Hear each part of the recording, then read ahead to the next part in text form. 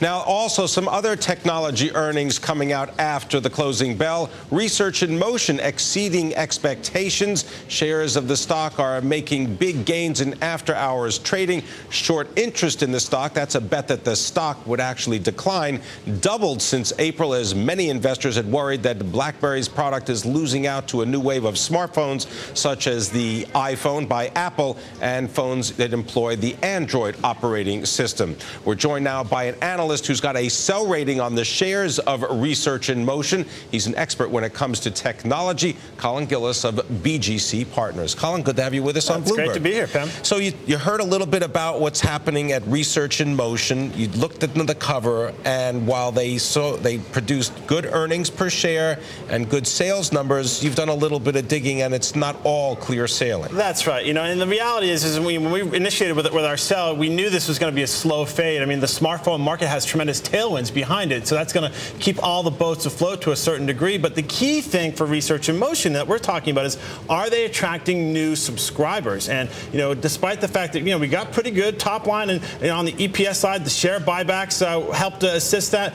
But the new sub ads came in, you know, below our number and below what most people are looking for. Right? New subscribers came in at about, 4.5 million, and, you know, the guidance was for around 5 million. So that's a troubling sign. Plus, if you look at the cash flow from operations, the cash flow actually was down. You know, it was sub $1 billion. It was down quarter over quarter, and the company drained their balance sheet. Would they have about $2 billion in cash, and that went down to about $1.2 billion?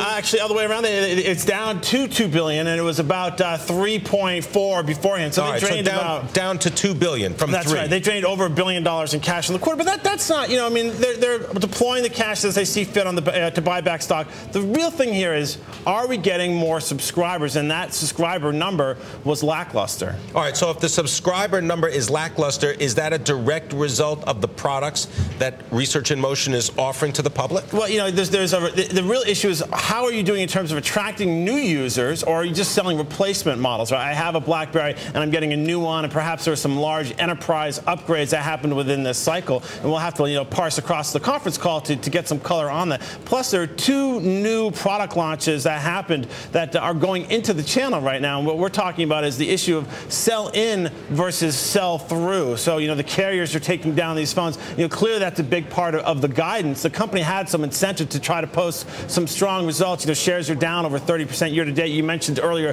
the short interest, you know, doubling to 30 million shares. So, you know, there's a fair amount of negative sentiment. That all said, you know, now it just becomes much harder for the company to continue to drive sales higher. So do we have to watch things like inventory levels? Yeah, absolutely. Inventory levels, and, you know, typically it also flows through to cash flow, and we have to worry about, you know, how the channel sell-through is happening. Are they getting the new subscribers? You know, the fact that number, we highlighted that in our preview. Hey, you know, even if you get good results, but new subscriber ads come in a little weak, you know, that means that the demand is slackening. You know, replacement models are fine, but that only lasts so long. You know, particularly on the enterprise side, you know there's a fair amount of emphasis for enterprises to cut their spending, and they're looking at allowing users to bring their own devices in more and more. Well, when you talk about demand, isn't there a lot of demand for the BlackBerry messaging system? Because that seems to be a hit with a lot of retail customers, this ability to forget worrying about email or actually even using the phone to make a call. It's just about instant messaging back and forth. Yeah, you know, and BlackBerry Messenger is a great product. A lot of people use it, including myself, and you know, there's no denying that is an edge on the issue,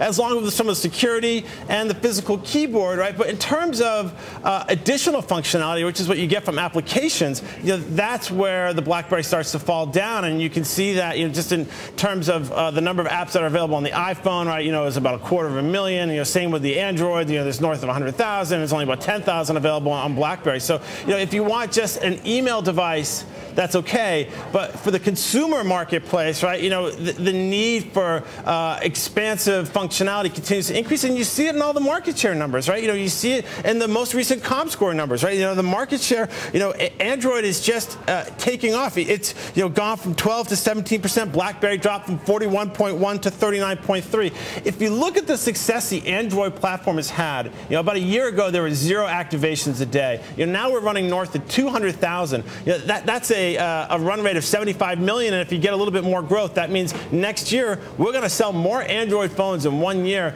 than Research In Motion has sold in its lifetime. So does that mean that Research In Motion has got to come up with a blockbuster product? I mean, maybe they're going to make a special messaging-only device. Well, you know, that's always a possibility. I mean, we got the blockbuster product, which was their new Torch and the BlackBerry 6 operating system, but it's really just catch-up. And, you know, from the checks so far, the demand has been lackluster. Of course, there's a fair number of these going into the channel. Again, we're going to be looking for commentary from the company in regards to, you know, how that product is being received.